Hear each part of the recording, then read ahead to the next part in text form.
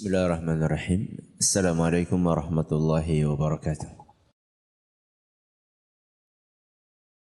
Alhamdulillahi rabbil alamin. Wa bihi nasta'inu ala umurid dunya waddin. Wa sallallahu ala nabiyyina Muhammadin wa ala alihi wa sahbihi ajma'in, amma ba'd. Jamaah sekalian yang kami hormati, sebagaimana yang telah kita janjikan, pada kesempatan yang berbahagia kali ini, kita akan memasuki detail dari rukun iman yang 6. Dan kita akan awali dengan rukun iman yang pertama, yaitu iman kepada Allah subhanahu wa ta'ala. Perlu kita ketahui bahwa iman kepada Allah itu adalah merupakan asas, adalah merupakan pondasi dari seluruh rukun iman yang lainnya.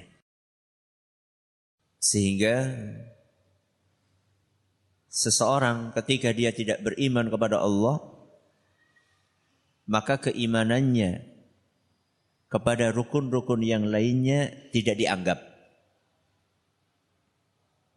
Seseorang manakala dia tidak beriman kepada Allah, maka keimanan dia kepada rukun-rukun yang lainnya tidak dianggap. Maka sangat penting sekali rukun iman yang pertama ini. Oleh karena itu, di sini di hadapan kami ada sekitar 14 halaman tentang rukun iman ini, makanya telat fotokopiannya. Gak tahu nanti jam berapa datangnya. Karena ini paling penting. Ini adalah pondasinya. Ini adalah asasnya. Pertama, kita akan bagi insyaallah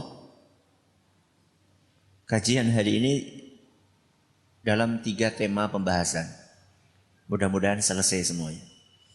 Yang pertama, makna iman kepada Allah. Yang kedua, cakupan keimanan kepada Allah. Yang ketiga, buah dari iman kepada Allah. Ada berapa tema?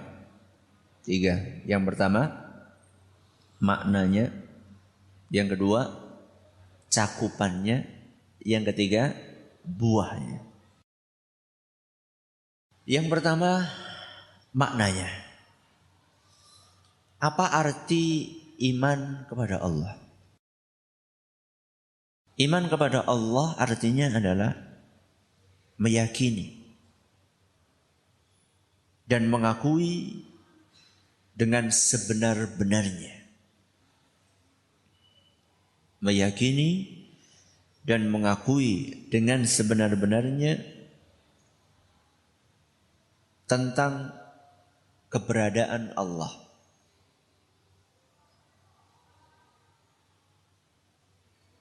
Nama-nama dan sifat-sifat Allah. Rububiyah Allah. Rububiyah Allah dan uluhiyah Allah. Dan uluhiyah Allah. Nanti kita akan jelaskan artinya apa. Saya ulangi. Iman kepada Allah artinya adalah meyakini dan mengakui dengan sebenar-benarnya tentang keberadaan Allah, terus nama-nama dan sifat-sifatnya, terus rububiyah Allah dan uluhiyah Allah. Kita berpindah kepada cakupan iman kepada Allah. Dari definisi yang tadi kita sampaikan, kita bisa menyimpulkan bahwa cakupan keimanan kepada Allah itu ada 4. Yang pertama adalah mengimani keberadaan Allah. Maksudnya apa? Maksudnya kita yakin bahwa Allah itu ada. Itu makna dari mengimani keberadaan Allah. Kita harus yakin bahwa Allah itu ada. Sehingga pemahaman ateisme,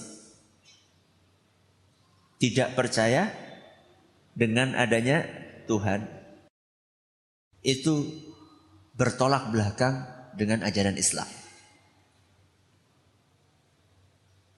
Dan sama sekali tidak ketemu dengan keyakinan Islam.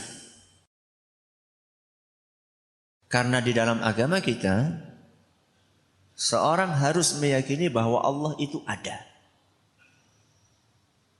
Walaupun kita nggak pernah melihat, walaupun kita nggak pernah ketemu, walaupun kita tidak bisa meraba, tapi kita tetap meyakini bahwa Allah itu ada. Kenapa demikian? Karena sesuatu yang tidak bisa dilihat atau sesuatu yang belum bisa dilihat dan sesuatu yang tidak bisa diraba belum tentu menunjukkan bahwa sesuatu itu tidak ada. Karena ada sesuatu yang ada tapi tidak bisa dilihat dan diraba. Saya selalu ngasih contoh yang gampang adalah akal. Akal ada? Ada akal? Ada. Tapi tidak bisa dilihat. Tidak bisa diraba. Adapun ketika kepala dibelah, kemudian dibuka, itu bukan akal. Itu adalah otak. Sapi juga punya otak. Akal kita percaya bahwa itu ada. Walaupun kita tidak bisa melihatnya. Terus kalau jenengan ditanya, kenapa percaya akal ada tapi tidak bisa, walaupun Anda tidak bisa melihat? Bagaimana jawabannya? Kenapa jenengan percaya akal ada walaupun nggak bisa melihat? Akal itu wujudnya. Kenapa? Karena kita bisa merasakan efek keberadaannya. Akal bisa kita rasakan efek keberadaannya. Contoh, orang yang berakal kalau diajak ngomong apa? Nyambung. Itu kan efeknya. Buktinya dia berakal, diajak ngomong, nyambung. Mas, jenengan wau pangkat saking dalem teng mriki jam pinten? Jam sekawan. Nitih nopo? Nitih motor. Kali sinten? Kali bojone. Nyambung. Oh, berarti orang ini akalnya sehat. Allah Subhanahu wa ta'ala, kita yakini keberadaannya karena kita bisa merasakan efek dari keberadaannya.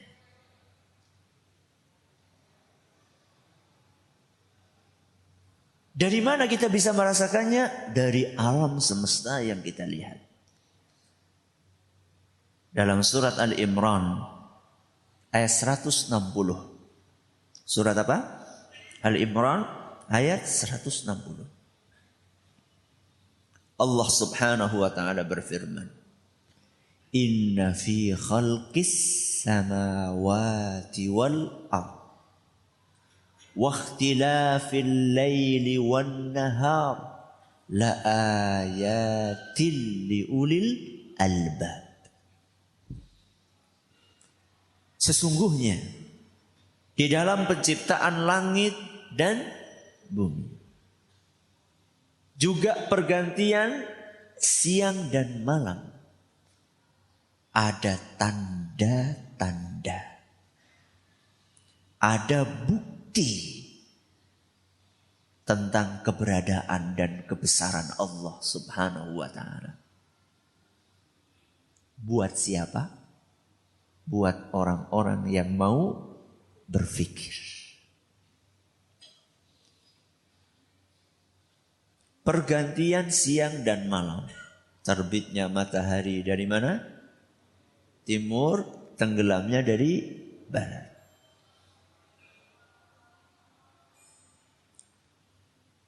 Pernah jenengan menangi matahari telat terbitnya? Belum. Padahal matahari sudah terbit berapa kali? Jenengan matikan lampu pernah telat? Sering. Kadang-kadang satu siang lupa nggak matikan lampu. Matahari terbit dari barat, tenggelam di timur. Terbit dari timur, tenggelam di barat, setiap hari, nggak pernah telat. Itu menunjukkan bahwa alam semesta ini ada yang ngatur. Dan yang ngatur itu pasti zat yang maha sempurna. Karena tidak pernah apa? Telat. Sedetik pun.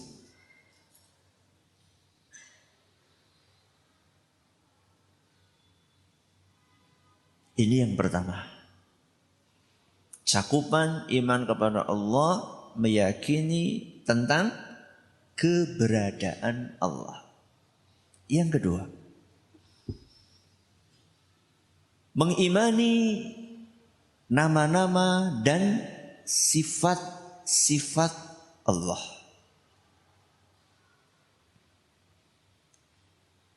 Meyakini nama-nama dan sifat-sifat Allah. Di mana kita bisa menemukan nama-nama dan sifat-sifat Allah? Di mana kita bisa menemukannya? Di dalam Al-Quran dan di dalam hadis Nabi Sallallahu Alaihi Wasallam.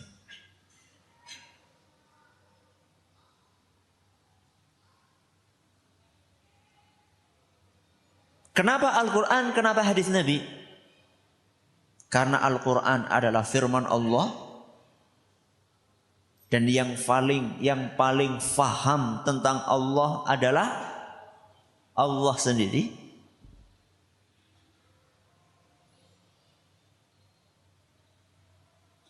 Dan itu Allah ceritakan di dalam Al-Quran. Atau di dalam hadis Nabi SAW. Karena Nabi SAW adalah orang yang paling faham tentang Allah. Sebab Nabi SAW mendapatkan wahyu langsung dari siapa? Allah Subhanahu wa ta'ala. Tentunya dalam beberapa kesempatan melalui malaikat Jibril.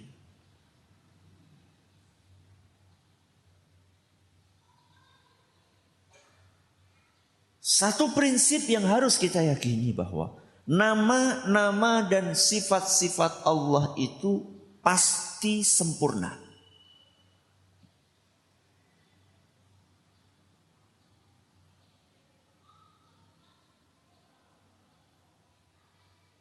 Tidak seperti nama dan sifatnya siapa? Manusia.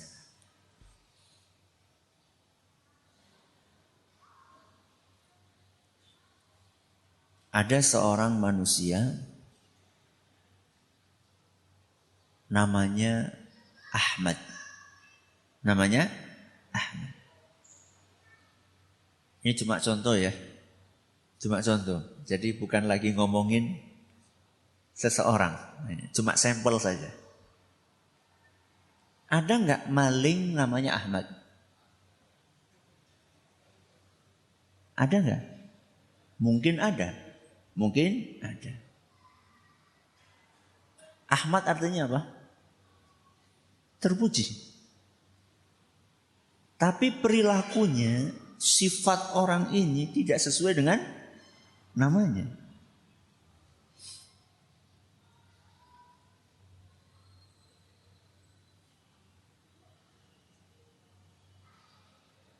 Contoh yang lain. Ada orang namanya Sodik misalnya. Misalnya saja. Sodik artinya apa? Jujur. Tapi bisa saja walaupun dia namanya Sodik tapi korupsi. Mungkin? Mungkin. Antara nama dengan realitanya nggak klop. Itu manusia. Kalau Allah subhanahu wa ta'ala tidak demikian. Nama-nama dan sifat-sifat Allah itu pasti sempurna dan sesuai dengan realita.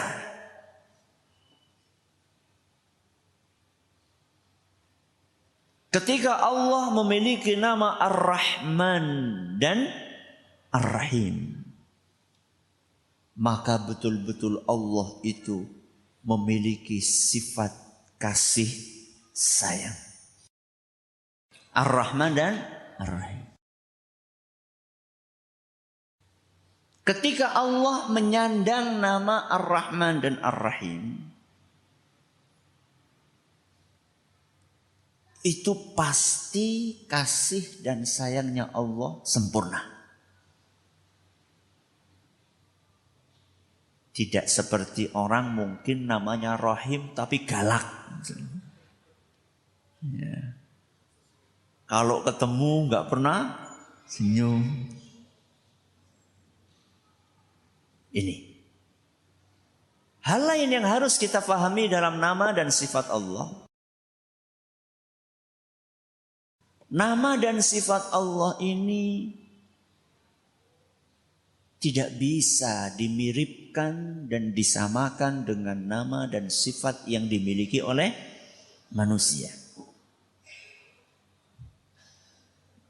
Dalam Al-Quran, surat Asy-Syura ayat 11. Surat apa? Asy-Syura ayat 11. Allah subhanahu wa ta'ala berfirman, Laisa kamitslihi syai'un. Apa artinya? Tidak ada sesuatu pun yang menyerupai Allah. Wa huwas sami'ul basir. Dan Allah itu as-sami'. Apa as-sami'? Maha mendengar. Al-basir, maha melihat. Kita akan jadikan dua nama ini apa?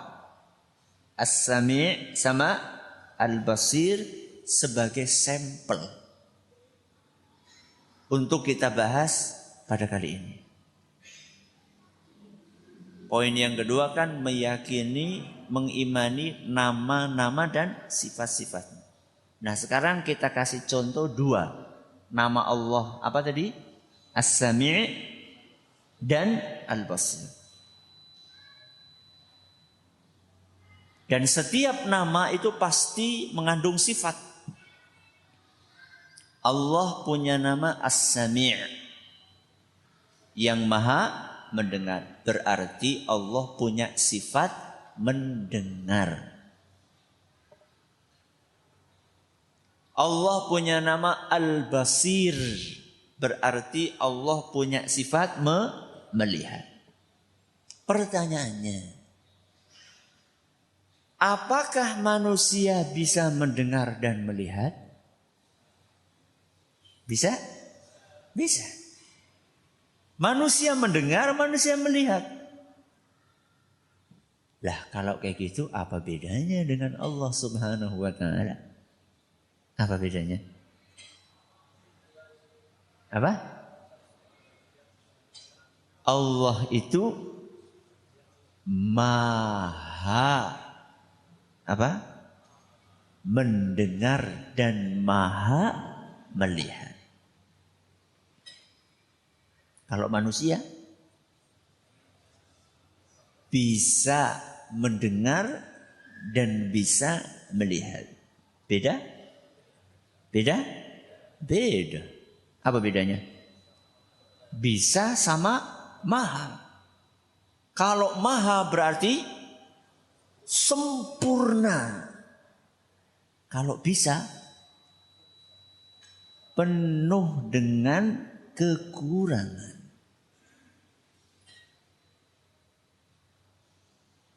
Jenengan bisa melihat jarak berapa puluh kilometer. Wah, terlalu berlebihan Ustaz. Sudah sekarang ketika kita buka jendela, kemudian kita lihat ke arah sana dan kita bisa melihat gundukan gunung apa? Slamet.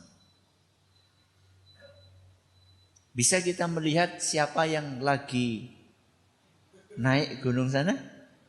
Bisa? Tidak bisa. Pakai kacamata yang tebal? Tetap nggak bisa. Jaraknya berapa kilometer? Berapa kilometer? 30-an. Dari atas arsy sampai ke bumi berapa kilometer? Gak tahu Ustaz. Dari atas arsy Allah Subhanahu wa ta'ala bisa melihat sebuah semut kecil hitam yang berjalan di atas batu hitam di dalam kegelapan malam. Bahkan bukan hanya semutnya, sumsumnya semut. Kalau semut punya sumsum. Gak tahu semut punya sumsum? Gak paham saya. Mungkin saja punya. Karena sumsum itu di dalam apa? Di dalam tulang. Allah bisa melihat. Maka nama-nama dan sifat-sifat Allah tidak akan pernah serupa dengan nama-nama dan sifat yang dimiliki oleh para makhluknya. Ini yang kedua. Yang ketiga, mengimani apa tadi? Rububiyah. Apa? Mengimani rububiyah. Apa itu rububiyah Ustaz? Rububiyah itu adalah perbuatan Allah selaku Tuhan semesta alam. Apa? Perbuatan Allah selaku Tuhan semesta alam.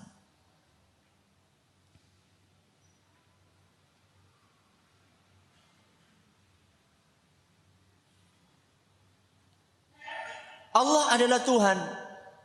Yang namanya Tuhan maka memiliki kekuasaan, memiliki kekuatan. Dia mengatur, dia menghidupkan, dia mematikan, dia memberi rizki, dia menyembuhkan. Itulah yang namanya perbuatan Tuhan.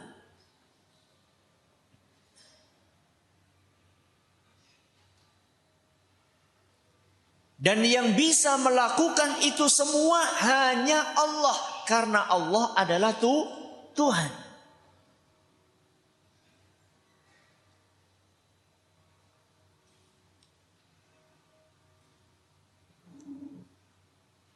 Ustaz, di muka bumi ini juga ada penguasa, Ustaz. Ada apa? Penguasa. Ada? Ada. Betul ada penguasa. Akan tetapi kekuasaan para penguasa bumi jauh tidak ada apa-apanya dibandingkan kekuasaan Allah Subhanahu wa taala. Kenapa Ustaz? Iya. Karena kekuasaan para penguasa di bumi ini terbatas. Terbatas apanya? Terbatas apanya? Semuanya terbatas. Lokasinya terbatas. Waktunya terbatas. Lokasinya. Kepala desa. Kekuasaannya di mana? Desanya saja. Dia mungkin bisa berjalan dengan membusungkan dada di mana? Di desanya. Begitu pindah desa, wis selesai kekuasaannya.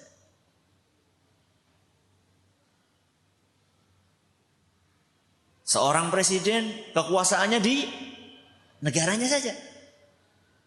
Begitu pindah negara dia harus patuh dengan presiden yang ada di negara yang dia kunjungi.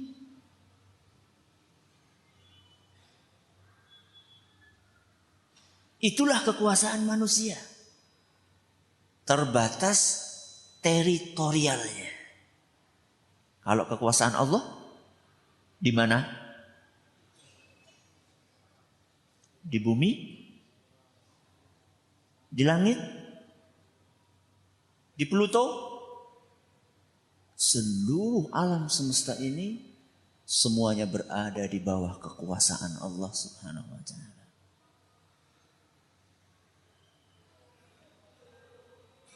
Kekuasaan manusia terbatas dengan tempat dan terbatas dengan waktu. Seorang pemimpin daerah berapa periode? 2. Ini dipilih mani. Biasanya 1 periode. Kalau dipilih lagi baru 2 periode. Setelah itu rampung. Kalau Allah berapa periode? Sebelum ada langit dan bumi Allah sudah berkuasa. Bahkan setelah langit dan bumi musnah Allah tetap berkuasa.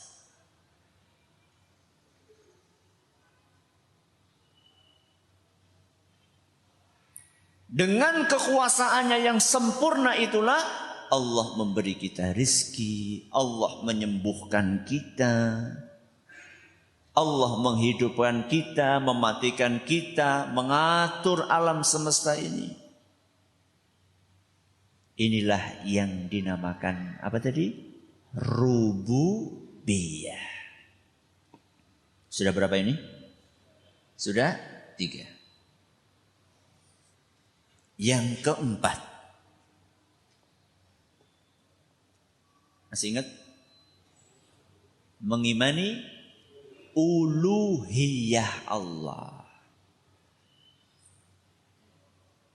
Apa arti uluhiyah, Ustaz? Uluhiyah artinya adalah meyakini bahwa Allah satu-satunya yang berhak disembah dan diibadahi. Itu arti dari beriman terhadap uluhiyah Allah.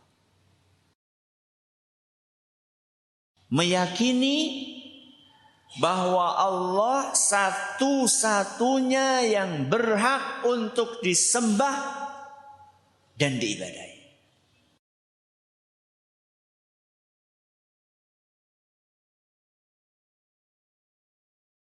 Sebelum kita lanjutkan,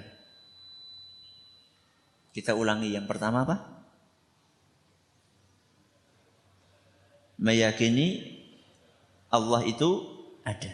Yang kedua, nama-nama dan sifat-sifatnya. Yang ketiga, rububiyah. Yang keempat, uluhiyah. Intermezzo.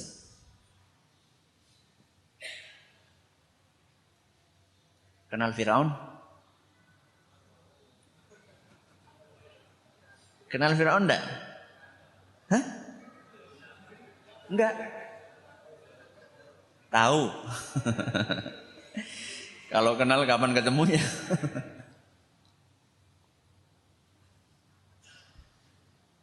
Firaun itu mukmin enggak? Firaun mukmin enggak? Beriman enggak Firaun? Enggak.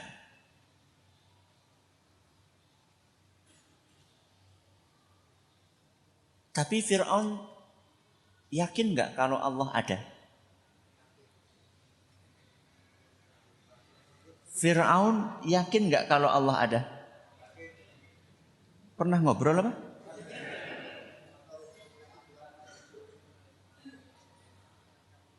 Allah yang sebutkan itu. Di dalam Al-Quran surat An-Naml ayat 14. Dalam apa? Surat An-Naml ayat 14. Allah berfirman, wajahadu biha wastayqanatha anfusuhum zulman wa uluwa. Yang artinya mereka, yaitu Fir'aun dan para pengikutnya, ingkar, tidak percaya dengan apa yang dibawa oleh Musa karena dorongan kesombongan dan kezalimannya. Tapi sebenarnya hati mereka meyakini.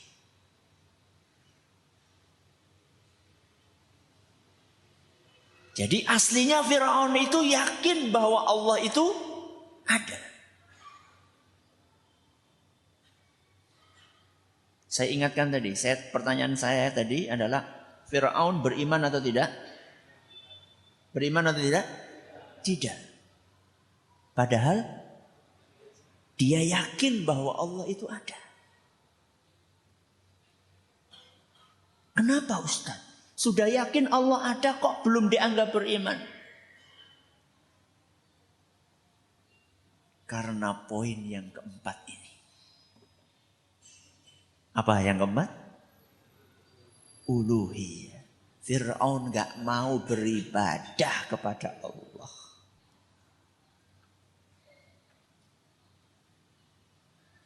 Jadi sekedar yakin bahwa Allah itu ada belum cukup. Harus diiringi dengan beribadah kepada Allah.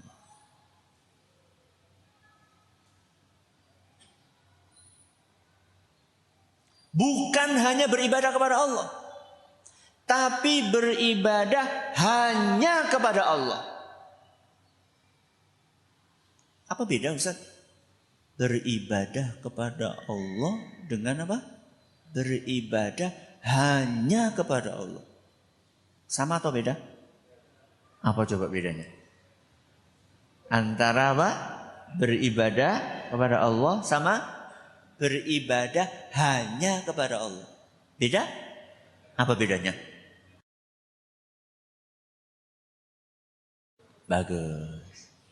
Kalau kata-kata beribadah kepada Allah itu bisa saja dia itu beribadah juga kepada selainnya.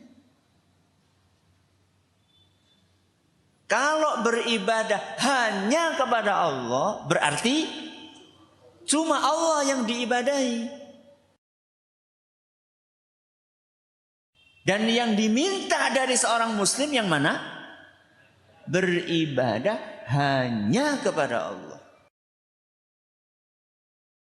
Karena mendua dalam beribadah tidak boleh. Kalau mendua dalam apa? Dalam beristri boleh. Nun sewu nggih Bu nggih. Tapi harus apa? Adil. Ya. Jadi konsep mendua dalam beribadah nggak diterima dalam Islam. Harus fokus kepada satu sesembahan, yaitu Allah Subhanahu wa Ta'ala. Karena Allah adalah Tuhan yang Maha Esa atau Esa.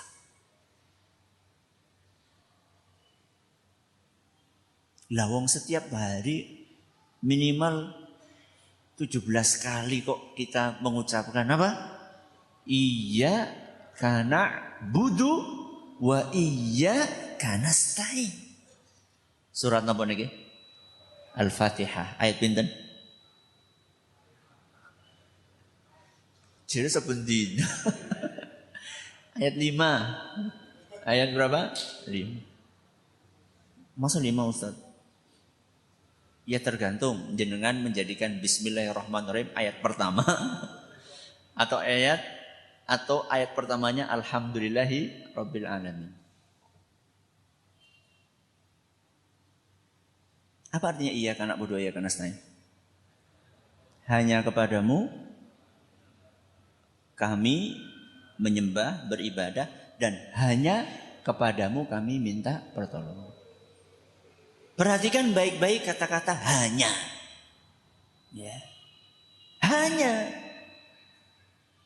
Berarti kalau misalnya menyembah Allah dan menyembah selain Allah, itu namanya bukan hanya. Hanya itu ya cuma satu. Fokus hanya kepada Allah Subhanahu wa Ta'ala. Tidak boleh tengok-tengok kepada yang lainnya. Sudah Allah saja. Itu namanya hanya beribadah kepada Allah Subhanahu wa Ta'ala.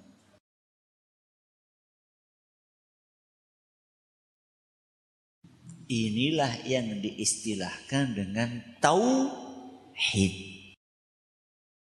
Tauhid itu mengesakan.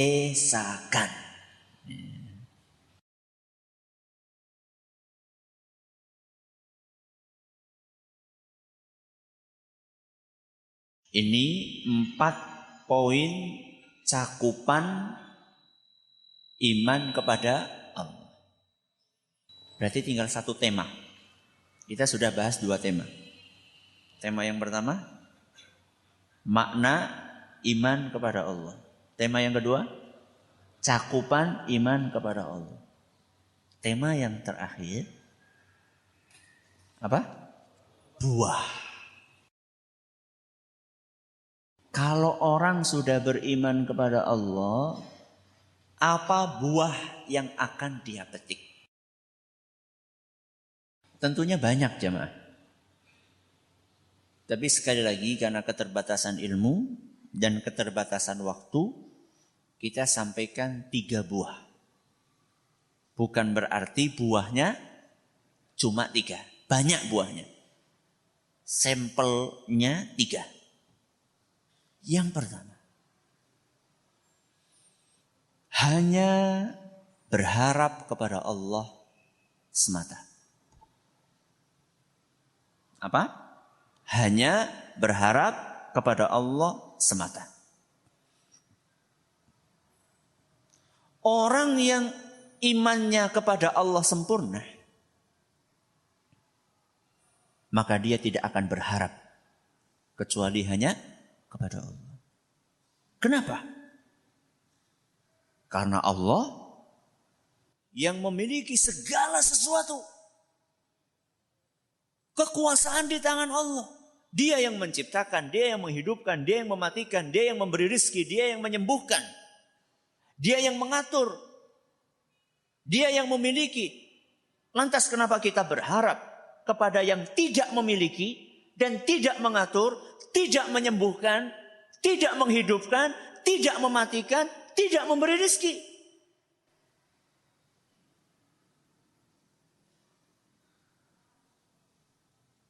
Surat Asy-Syarah ayat terakhir. Alam nashrah laka sadrak. Ayat terakhir apa?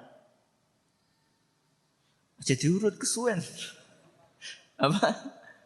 Wa ila rabbika farghab. Ayat 8. Apa artinya? Dan hanya kepada Rabb-Mu lah engkau berharap. Berharap itu hanya kepada Allah Subhanahu wa ta'ala. Apa yang kita harapkan dari Allah? Apa saja. Kapan kita berharap kepada Allah? Kapan saja. Di mana kita berharap kepada Allah? Di mana saja. Apapun mintalah kepada Allah. Kapanpun berharaplah kepada Allah. Dimanapun berharaplah kepada Allah. Karena manusia tidak mungkin bisa lepas dari kebutuhan kepada siapa? Allah Subhanahu wa ta'ala. Sedetik pun kita nggak bisa lepas dari Allah Subhanahu wa ta'ala. Kalau kita lepas dari Allah 10 menit, apa yang terjadi? Apa yang terjadi? Mati. Karena yang ngasih nafas siapa? Allah.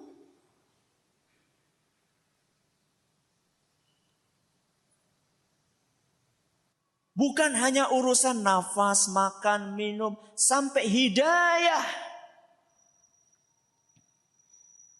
Istiqomah di atas agama ini. Itu yang ngasih Allah Subhanahu wa ta'ala. 1 detik saja hidayah itu dicabut dari hati kita. Kemudian setelah itu kita mati. The end.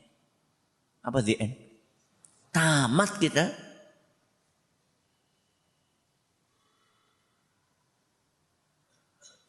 Mati dalam keadaan kufur. Mati dalam keadaan tidak beriman. Ketahuan tempatnya di mana? Innal ladzina kafaru min ahlil kitabi wal musyrikina fi nari jahannam khalidina fiha. Buah yang pertama. Berharap hanya kepada Allah. Buah yang kedua. Tunduk dan patuh kepada aturan dan takdir Allah. Apa? Tunduk dan patuh kepada aturan dan takdir Allah.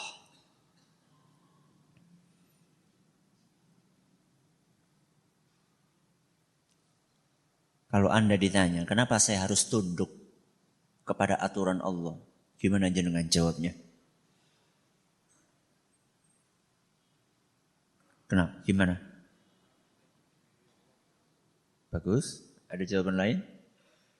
Karena aturan Allah adalah aturan yang terbaik dan tersempurna.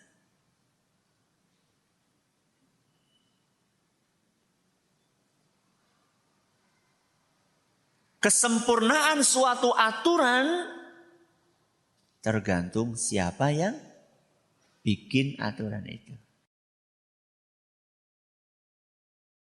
Kalau yang bikin aturan manusia gimana? Sempurna atau tidak? Tidak. Makanya sering direvisi. Kalau aturan Allah, nggak ada revisinya. Pernah jenengan ketemu hadis edisi revisi gitu? Atau Al-Quran edisi? Oh pernah Ustaz, gue Qurannya bukan cetakannya itu, bukan apanya? Ayat-ayatnya, nggak ada. Ayat revisi itu nggak ada.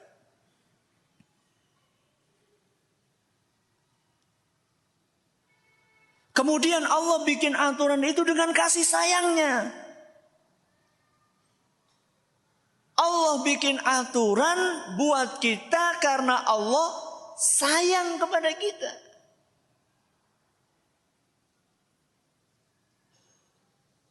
Sehingga kita yakin 100% bahwa ketika kita mengikuti aturan itu kita pasti baik. Karena Allah membuat aturan itu hanya untuk kebaikan kita. Tidak ada tendensi apa-apa. Berbeda dengan aturan yang dibikin oleh manusia. Mungkin enggak manusia bikin aturan untuk kepentingan pribadi? Sangat mungkin. Ya. Makanya sering ada gugatan di mana? Mahkamah Konstitusi. Ternyata setelah dicek, diteliti lagi, oh ternyata ini tidak pas. Karena mungkin dahulu yang bikin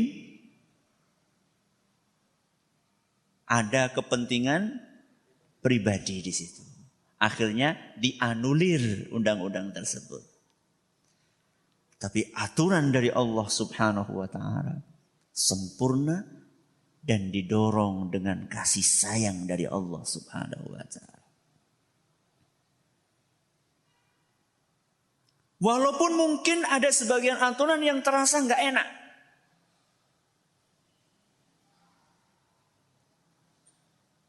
Contoh misalnya.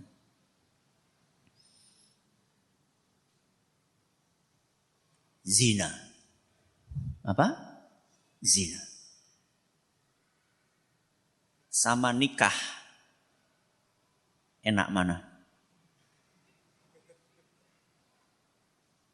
Jenengan jawab bukan karena jenengan pernah nyoba, bukan. Tapi kalau kita hitung-hitung dengan logika manusia yang terbatas. Enak mana? Zina. Kenapa?